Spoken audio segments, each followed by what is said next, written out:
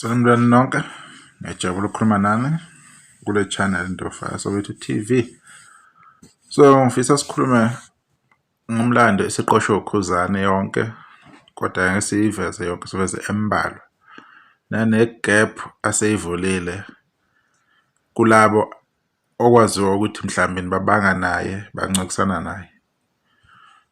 uKhuzani uphinde wakuprova again ukuthi why inkosi kaMaskandi, why eDlamlenze, kungani eregada is one of the best artist ukuthi avele enkandla eMandaba under uMaskandi genre.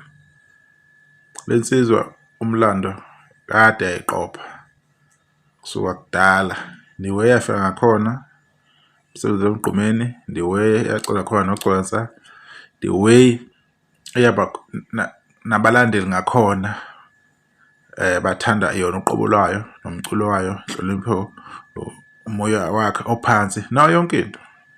So ama-competition lawo ayebekiwe phakathi kwakhe uKhuzani nalaba ayebekwe nabo, mhlawumbe asasele ey'ngqondweni zabo labo bantu labo babe nethemba ukuthi bazokhompyutha at a certain level.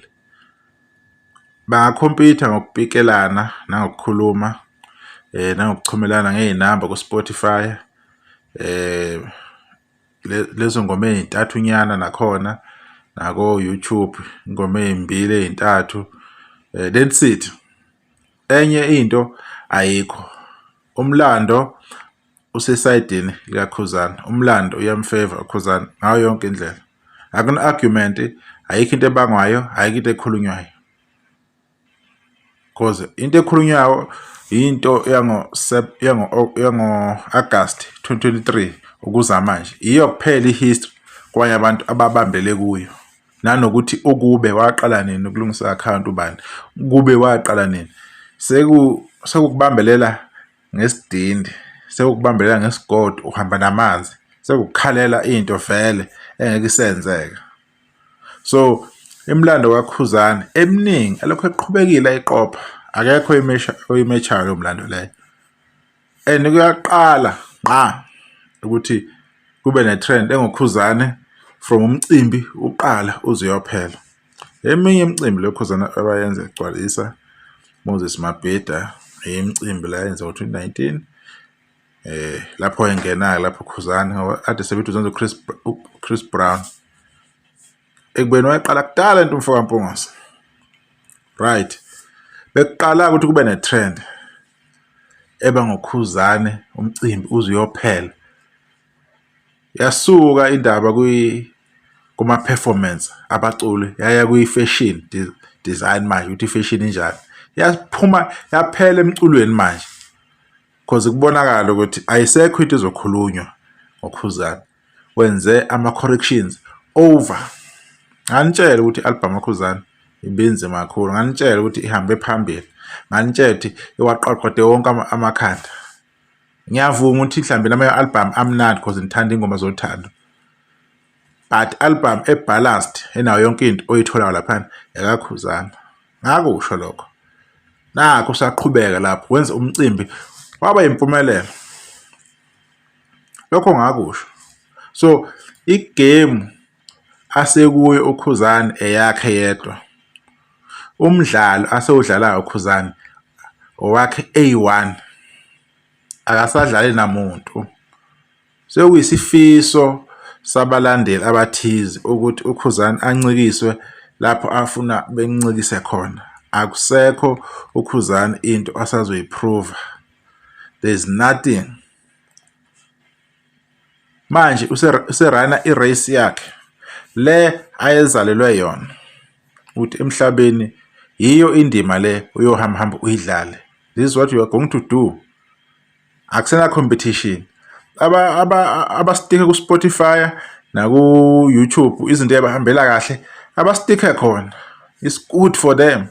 They must focus on that. Keep on streaming, keep on pushing. Yona into enjani enijabisayo. Monthly listeners, bambelelani bafowethu. Ayikho into engingayenza. Igame vele isihamba ngenye indlela. iyona nto esibalekile kunina leyo. You understand? So ngokwami there's no more competition, akusena beef, akusena curry, akusena lutho. Yonke into manje is settled and done with. Ama-group asaqhubeka akhulume ukuthi kwenzakalani, live abazobe bekhona ko-TikTok is okay because abantu bathola ama-gift, bafuna ama-engagement ukukhulisa amakhasi wabo, ama-account wabo, kunezinto abayitholayo ngo-TikTok, ama-gift yakhona uku-exchange. Bayawazi-ke nabawudlalayo TikTok ukuthi yini etholakalayo.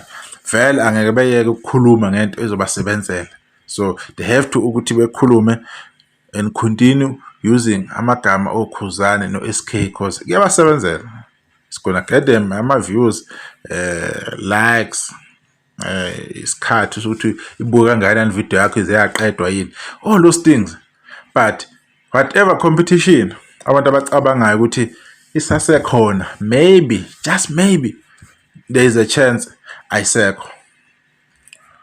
Foka Manqele uzenzela umcimbi wakhe emdletsheni kulandelana, uyacelebrate. Njalo mase uzophila unyaka ukhipha i-single, ayidrophe nomculo kwi-piano, ugijima yakhe i-race. Khuzani ngapha ukhipha wakho umculo, featureisha oSiphiwe, Dludla Zulu. Yabona, this is totally different. I-competition sekungenzeka ukuthi isesemakhanda abantu abasafisa ukuthi kuba ngathi kuyacompete. Nansi imicimbi uKhuzani akayenza before, gcwalisa spring picnic. Yabona amaculo bengakanani, kwaze waqasha manga kuthiwa ekamageza just because besebenza nayo. Kungavumelekile phela, akuvumelekanga uKhuzani kube nento esegameni lakhe, kumele imayinazwe. Makukhulunywa kuthiwa if kuyi-idea kaKhuzani, yabo, because mbonile ukuthi into kaKhuzani ibe clean, ihamba kahle kanjani. Uqashile abantu abaqashile, waqhubeka nempilo yakhe, waphinda waperforma emcimbini we-IFP uLundu, uqhubeka futhi ne-fashion sense yakhe leyo ekheji, akanandaba uyoziphela nempilo yakhe. So I don't think mina kusenento kusamele siyikhulume ukuthi mhlambe nobani ungcono ungaphezulu. Sekungeyini nithanda ukukhuluma mawuthi ma-Blue Nation sathanda ukukhuluma lokho argue okweni lokho, ayikho into edinga ukudefend egama laKhuzani. Khuzani usekwenzile kumele akwenze, wayibeka induku ebandla, wayidlala indima yakhe. Manje usenza izinto zakhe akade asifuna ukuzenza. Usekwenza imijikelezo-ke imicimbi ethize, efana ne-Carnival City, usekwenza imijikelezo ethize futhi gcwalisa spring picnic. Uyabona umuntu lo ukuthi kuseyiphi level manje. So osafuna lokho ecomparison naye okwakhe lokho is fine, angasondela azoncika kuKhuzani, maybe kuzomsebenzela lokho. Kade beqhasha abantu beqhashaza la befuna ama-trend, i-trend lokho iphika, lokho ihlezi kuKhuzani i-trend, lokho ihambe naye waya, yabo, because bethi bayahlekisa or something ngoba i-trend khona lokho, still bekusese-right ngoba besakhona ngayo uKhuzani. Awusacabanga ukuthi i-competition sesekhona, mina ngokwami i-competition or i-beef or lowo khari loyo ukuchithekile ebhodweni, ayisekho leyo nto leyo. Angithi uKhuzani ungaphezulu kabani, ngithi uKhuzani usengaphezulu kwalezo zinto lezo, usegijima owakhe umjaho eyi-1 ngendlela yakhe. Lokhu ayekuphiwe khona sezokwenza-ke manje. Ngiyabonga, nisale kahle.